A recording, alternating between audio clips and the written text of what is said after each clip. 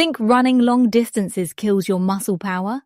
Get ready for a surprising truth about what really happens to your muscles during endurance training.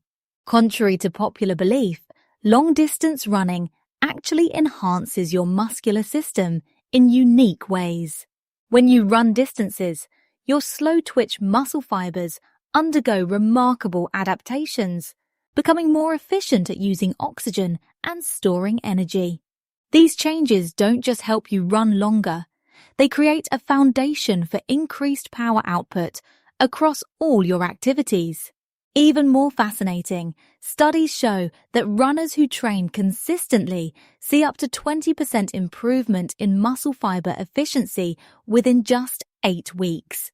This enhanced efficiency translates to better performance in explosive movements, proving that endurance training complements power development.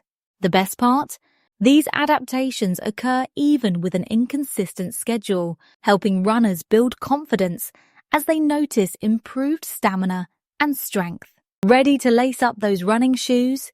Drop a comment sharing your biggest concern about starting long-distance running.